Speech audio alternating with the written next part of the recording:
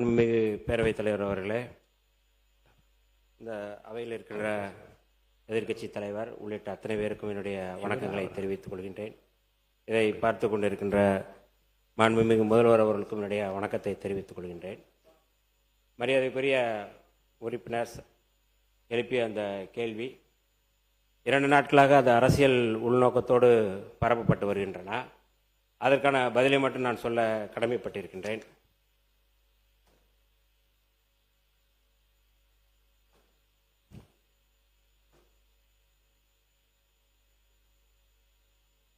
மலேசியாவில் முனைவர் பட்ட ஆய்வு மேற்கொண்டு வரும்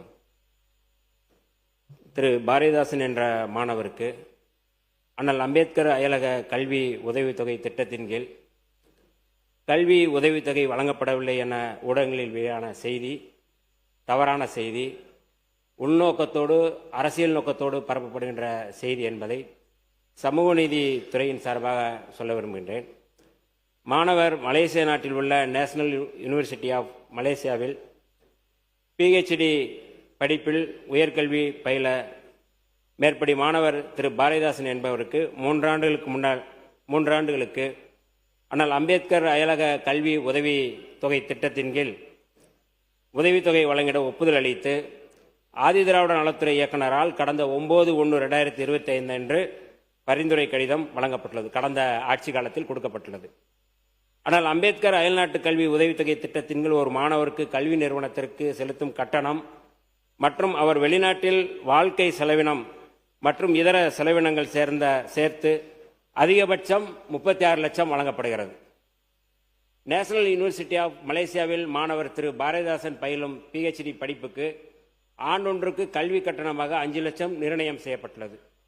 இந்த நிலையில் மாணவர் 2025-2026 ஆண்டு தனது 1ஆம் ஆண்டு PhD படிப்புக்கு கல்வி கட்டணம் போக மீதமுள்ள 31 லட்சத்தையும் வாழ்க்கை மற்றும் ஆராய்ச்சிக்கான செலவினமாக கோரியிருந்த நிலையில் அரசால் மீதமுள்ள 31 லட்சத்தை வாழ்க்கை மற்றும் ஆராய்ச்சிக்கான செலவினமாக வழங்கப்பட்டுள்ளது.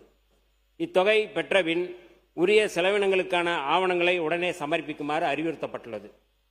ஆனால் மாணவரால் கடந்த 10 மாதங்கள் கடந்த பின்னரும் அதற்கான ஆவணங்களை சரிவர சமர்ப்பிக்காமல் கடந்த 2ஆம் ஆண்டிற்கான உதவித்தொகை 36 லட்சத்தை கோரி வருகிறார்.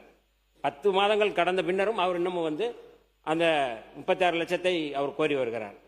இருந்தபோதிலும் மாணவரின் கல்வி நலனை கருத்தில் கொண்டு மாணவரின் 2ஆம் ஆண்டு PhD கல்விக்கு அவர் பல்கலைக்கழகத்திற்கு செலுத்த வேண்டிய முழு கல்வி கட்டணம் 5.57 லட்சம் மற்றும் மாணவருக்கு வாழ்க்கை செலவினமாக 6.65 லட்சம் ஆக மொத்தம் 12 லட்சம் அரசால் விடுவிக்கப்பட்டுள்ளது.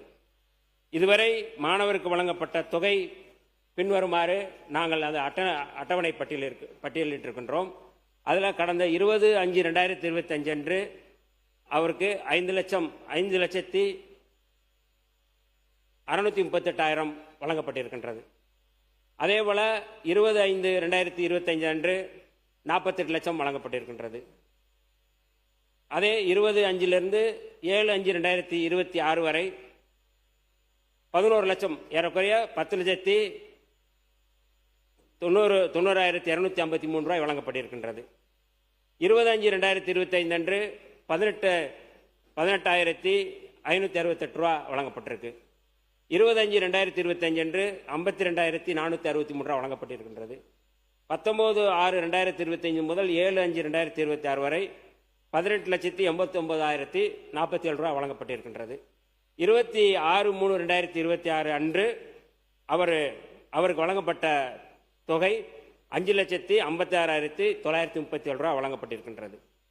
7/5/2026 அன்று அவருக்கு வழங்கப்பட்ட தொகை 6,65,160 மொத்தம் 48,22,097 அந்த மாணவருக்கு வழங்கப்பட்டிருக்கின்றது. ஆனால் மேற்கண்டவாறு இதுவரை 48,22,097 மாணவரின் கல்வி நலன் கருத்தில் கொண்டு மாணவருக்கு விடுவிக்கப்பட்டுள்ளது. ஆனாலும் அதற்குரியான சரியான பயனீட்டு விவரங்கள் மற்றும் ஆவணங்களை சமர்ப்பிக்காமல் உள்ளார். மேலும் உரிய ஆவணங்களை சமர்ப்பிக்காமலே கூடுதல் தொகை பெற சமூக வலைதளங்கள் மற்றும் ஊடகங்கள் மூலம் மாணவர் தவறான கருத்துக்களை சொல்லி வருகிறார். அண்ணல்